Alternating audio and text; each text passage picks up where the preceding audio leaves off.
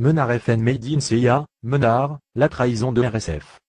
Jean-Claude Guillebeau, cofondateur de RSF, critique Robert Ménard Company, fondateur avec Robert Ménard, et premier président de Reporters sans frontières. Le journaliste Jean-Claude Guillebeau revient sur la genèse de l'association, ses objectifs, ses désaccords de fond avec Robert Ménard, et le jugement qu'il porte aujourd'hui sur son action.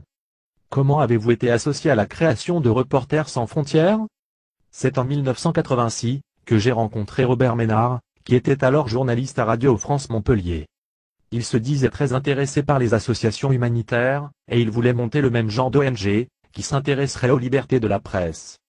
Avec deux objectifs, interpeller l'opinion publique sur les atteintes aux libertés de la presse, et intéresser les grands médias à l'actualité du tiers-monde. Je l'ai aidé et j'ai été le premier président de RSF. De mon côté, je pensais qu'une organisation de ce type ne pouvait être légitime que si elle incluait un travail de critique du fonctionnement des médias en Occident. Que ce soit les dérives du travail journalistique, bidonnage etc., ou un travail de réflexion poussé sur l'évolution de ce métier, c'est pratiquer les atteintes aux libertés possibles dans les démocraties. Sinon, nous serions passés pour des néocolonialistes, des donneurs de leçons arrogants. Quand on interpelle les leaders des pays du tiers-monde sur les atteintes aux libertés de la presse chez eux, la question qui se pose automatiquement à nous est de savoir quel usage nous faisons de notre liberté. Même si les enjeux ne sont pas les mêmes, cette question est essentielle et je pensais qu'il fallait y consacrer 50% de notre temps et de notre énergie. Votre désaccord avec Robert Ménard provient donc de son refus de poursuivre la critique des médias? Oui, mais nous avons fait ce travail sans problème pendant 7 ans.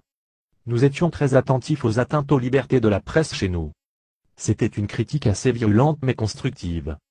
Nous n'avons pas laissé passer, par exemple, la fausse interview de Castro par PPDA.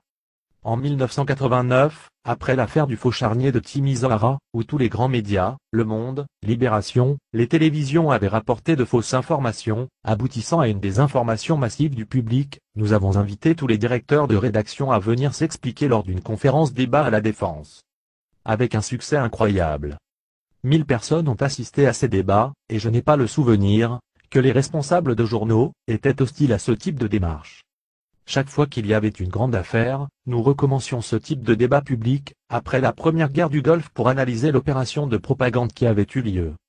En plus des journalistes, nous avions pris l'habitude d'inviter des intellectuels, Pierre Bourdieu, Félix Guattari, Bernard Stiegler ou Emmanuel Théodédé. L'occasion était ainsi donnée à la profession de s'interroger sur ses pratiques, alors que les sondages que publiaient La Croix et Télérama sur la crédibilité des journalistes montraient une profession en mauvaise posture, dont l'opinion avait une mauvaise image, et en laquelle elle avait de moins en moins confiance. Quelles ont été les premières dérives qui ont motivé votre départ de RSF? Au fur et à mesure que l'association se développait, les opérations devenaient de plus en plus spectaculaires. Se sont posées deux questions, n'y avait-il pas une contradiction à dénoncer certaines dérives du système médiatique, et d'utiliser les mêmes procédés dans nos démarches d'interpellation? De son côté, Robert Ménard pensait qu'il fallait mettre en sourdine toute activité de critique des médias pour bénéficier du soutien des grands journaux et des grandes chaînes de télé. Il se faisait de plus en plus tirer l'oreille pour organiser les débats. Un exemple m'avait frappé. Pendant toute la guerre de Bosnie, nous avions soutenu la démarche du quotidien Le Slobodjanj, un journal indépendant qui avait résisté à tout nationalisme. Et lors d'une réunion à Paris, j'ai vu débarquer les éternels philosophes en chemise, BHL, Glucksmann etc. Je me suis dit que quelque chose avait changé. J'ai estimé qu'il y avait un risque à limiter nos activités à du pur activisme, et surtout que le travail de critique des médias risquait d'être réalisé par d'autres, mais peut-être moins bien. Ça a été la source de notre désaccord, pas un pugilat mais un désaccord radical, et j'ai quitté l'association en 1993. Quel jugement portez-vous aujourd'hui sur RSF, son évolution, l'efficacité de ses actions, certaines de ses prises de position? C'est difficile à dire. Je trouve que sur certains sujets, ils ont été assez imprudents, même si le régime de Chavez n'est pas parfait, je les ai trouvés beaucoup trop proches de la presse anti-Chavez au Venezuela. Il aurait sans doute fallu être plus prudent. Je trouve qu'on les entend très peu sur les États-Unis. Comme dans la plupart des ONG, il y a aussi une forme de dérive vers un certain professionnalisme. Ce sont des aspects déplaisants de ce type de démarche, mais peut-être sont-elles inéluctables? Par contre, le travail d'interpellation qu'ils font actuellement sur la Chine me semble tout à fait légitime. RSF a abandonné ce travail de critique des médias, alors que vous avez toujours jugé nécessaire que les médias fassent leur autocritique, estimez-vous que les journalistes ont pris conscience de cette exigence, ou qu'il y a encore du chemin à parcourir? C'est un travail qui s'est approfondi, mais il s'est essentiellement effectué sur Internet avec tout ce que cela comporte, notamment l'absence de règles.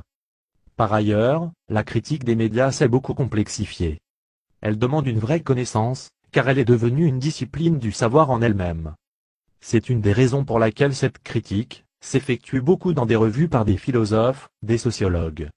Elle ne peut plus être faite exclusivement par les journalistes, mais je continue à penser que la grande presse ne fait pas assez ce travail d'autocritique.